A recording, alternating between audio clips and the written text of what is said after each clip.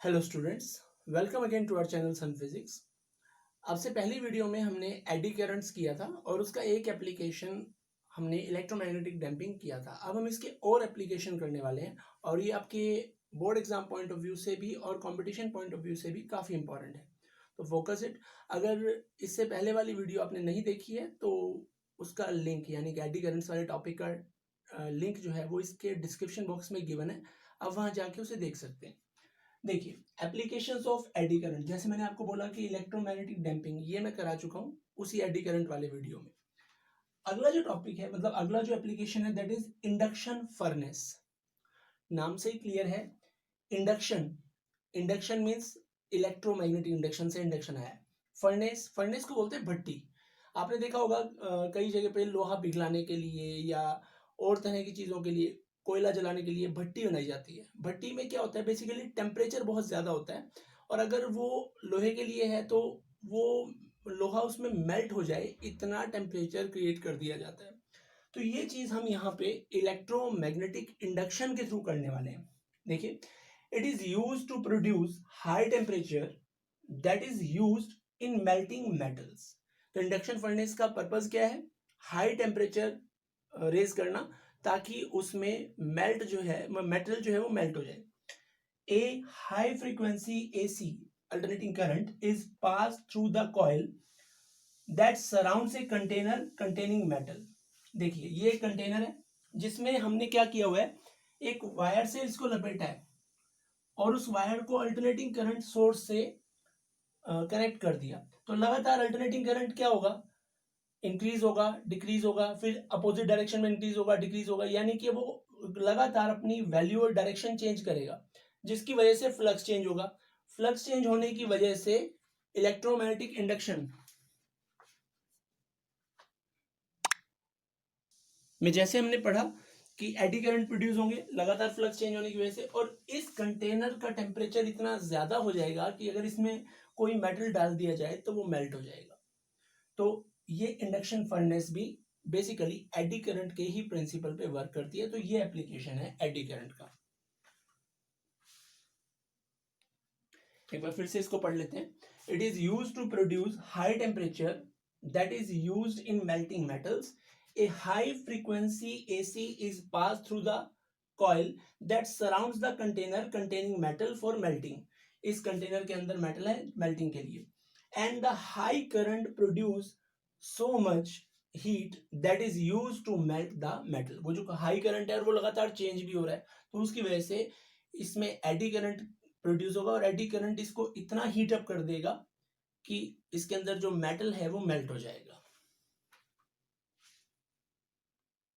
देखिए, next application है magnetic breaks.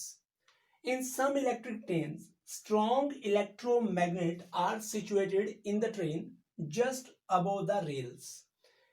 On activating them the eddy current are produced in the rails opposes the motion of the train and smooth brakes are applied on the train as there is no mechanical linkage। देखिए, ये train lines हैं जिनको हम rail बोलते हैं, इसके ऊपर train चल रही है।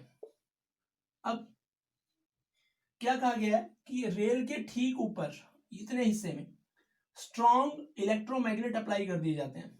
अब वो इलेक्ट्रोमैग्नेट जब अप्लाई किए, मतलब एक्टिवेट किए जाएंगे, तो नीचे जो पटरियां हैं वो लोहे की हैं, वो बल्क पीस ऑफ मेटल है, उसमें लगातार आप मैग्नेटिक फील्ड कम ज्यादा करेंगे तो इनके अंदर इंड्यूस करंट प्रोड्यूस हो जाएगा जो इसकी मोशन को अपोज करेगा। तो ब्रेक का काम हो गया। अब जो ब्रेक लग रहे हैं, क्योंकि उसमें मैकेनिकल लिंकेज तो हमने दिया ही नहीं कोई, जैसे जनरली ब्रेक क्या होता है, ब्रेक शू वगैरह होते हैं, उसमें मैकेनिकल रॉड्स वगैरह होती हैं, स्प्रिंग होते हैं, ब्रेक शू होते हैं, सब कुछ होता है।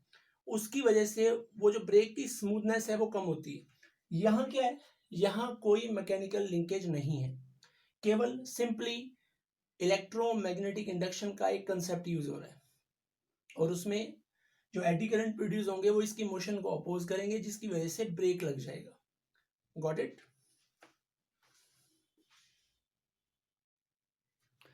देखिए, नेक्स्ट एप्लीकेशन है इलेक्ट्रिक पावर मीटर। ये जो एप्लीकेशन है ये आपके जो पहले वाले बिजली के मीटर आते थे ब्लैक कलर के, उनके अंदर एक ना डिस्क घूमती रहती थी, मेटेलिक शाइनी डिस्क, तो उसके हिसाब से रीडिंग बढ़ती चली जाती थी। एक रेड का निशान होता था, वो जब एक साइकिल पूरा कर लेता था तो एक पॉइंट यूनिट बढ़ जाती थी। तो ऐसे हमें रीडिंग चलती हुई दिखती थी। तो इन old power meter of house, a rotating shiny disc was observed. That disc was used to rotate on account of eddy current produced in it by magnetic field of alternating current. आपके घरों में alternating current आ रहा है, उसकी वजह से उसमें magnetic field produce होता है। वो मैग्नेटिक फील्ड लगातार चेंज होता है, जिसकी वजह से उस मेटल डिस्क में एडी करंट प्रोड्यूस होते हैं और उसकी वजह से वो घूमती थी। तो एक तरह से जो इलेक्ट्रिक पावर मीटर थे पुराने, उसमें जो मेटल डिस्क घूमती थी उसका कारण भी एडी करंट ही था। देखिए नेक्स्ट एप्लीकेशन है इंडक्शन मोटर। इंडक्शन मोटर में क्या होता है, a rotating magnetic field produce strong magnetic field in a rotor which starts rotating in the direction of rotating magnetic field. एक रोटर यानी कि एक रोड होती है जो कैपेबल ऑफ रोटेटिंग होती है, मैग्नेटिक फील्ड लगातार रोटेट करता है तो ये उसकी डायरेक्शन में ही रोटेट करना शुरू करती है। और मोटर, कोई भी ऐसा डिवाइस जिसमें एक रोटेटिंग रोड होती है उसे मोटर बोलते हैं। और क्योंकि उसमें इलेक्ट्रोमैग्नेटिक इंडक्शन इन्वॉल्व हो रहा है इसलिए the name is induction motor. तो बेसिकली ये एडी करंट से ही वर्क करता है। अगला जो एप्लीकेशन है हमारा दैट इज स्पीडोमीटर। स्पीडोमीटर होते हैं ऑटोमोबाइल के जो आपको स्पीड बताते हैं कि इस टाइम 70 पे चल रही है गाड़ी, 80 किलोमीटर पर आवर पे चल रही है। और एनर्जी मीटर, कितना एनर्जी कंजप्शन हो रहा है उसका, कितना पावर कंजप्शन हो रहा है। वो जो मीटर बनाए जाते हैं वो सारे एडी करंट बेस्ड मीटर होते हैं। एडी करंट की वजह से वो रीडिंग सारी हम कैलकुलेट करते हैं और उसे मीटर में रिकॉर्ड किया जाता है। Eddy current are also used in diathermy. Diathermy medical field की वो ब्रांच है जिसमें ह्यूमन बॉडी के किसी ऑर्गन को बहुत ज्यादा हीट की जरूरत पड़ती है ट्रीटमेंट के लिए। तो वो बहुत ज्यादा हीट जो है वो एडी करंट से जनरेट की जाती है। इसे हम डीप हीट ट्रीटमेंट भी बोलते हैं। तो eddy current are also used in diathermy, that is deep heat treatment of human body. ये तो ये था कि जहां हमें एडी करंट जरूरत हो वो उसके एप्लीकेशन हो गए। लेकिन कई जगह ऐसा भी होता है कि हमें एडी करंट नहीं चाहिए होता तो उसे रिड्यूस करना होता है। तो एडी करंट को रिड्यूस कैसे करते हैं अब हम वो पढ़ेंगे।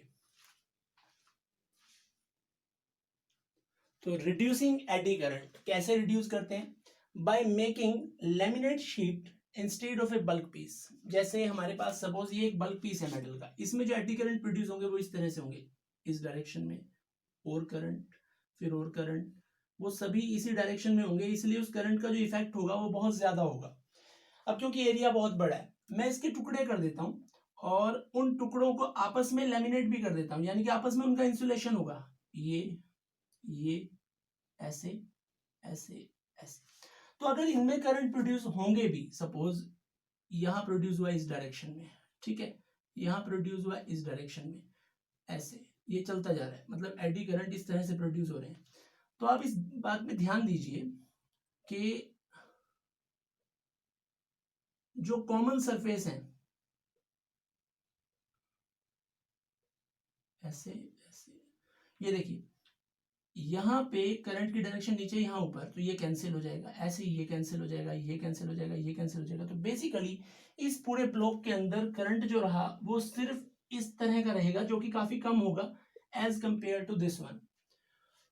तो अगर हम ब्लॉक को हटा के काफी सारी शीट्स के लैमिनार प्लेट्स बना दें तो क्या होगा, वो जो करंट है वो रिड्यूस हो जाएगा। और एडी करंट रिड्यूस होने से क्या होगा, जो power loss in form of heat होता है वो रिड्यूस हो जाएगा और आपका डिवाइस ज्यादा एफिशिएंट हो जाएगा। फॉर एग्जांपल अगर आपने ट्रांसफार्मर देखा हो, ट्रांसफार्मर जो बड़े होते हैं जो बाहर खंभों पे लगाए जाते हैं, एक तो वो होते हैं, एक आपके हर एक डिवाइस में छोटे छोटे ट्रांसफार्मर होते हैं। जैसे एक मोबाइल चार्जर है, मोबाइल चार्जर के अंदर भी एक छोटा ट्रांसफार्मर होता है, टीवी के अंदर भी ट्रांसफार्मर होता है, रेडियो के अंदर होता है। क्योंकि आपके घरों में सप्लाई आ रही है 220 वोल्ट, आपका जो डिवाइस है वो 12 वोल्ट ले रहा है या 6 वोल्ट ले रहा है, तो कन्वर्ट करने के लिए ट्रांसफार्मर होता है। और वो ट्रांसफार्मर अगर आपने देखा हो तो वो ऐसा पूरा बल्क पीस नहीं होता, उसमें लेमिनेटेड शीट्स होती हैं। तो लेमिनेटेड शीट होने का पर्पस क्या है, just reducing eddy current. Eddy current reduce होगा तो उसकी वजह से जो हीट प्रोड्यूस होती है वो कम होगी। हीट प्रोड्यूस होगी तो एनर्जी का लॉस हो रहा है बिना वजह, जिसका कोई यूटिलाइजेशन नहीं हो रहा, वो कम हो जाएगा।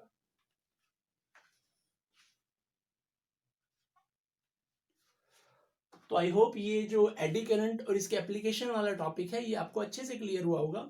अगर इसमें आपको कोई भी डाउट है तो आप कमेंट बॉक्स में पूछ सकते हैं, और अगर इस वीडियो को आप लाइक शेयर और सब्सक्राइब करते हैं तो साथ में बेल आइकन दबाना ना भूलें, ताकि इन फ्यूचर आप कोई भी नोटिफिकेशन मिस ना करें।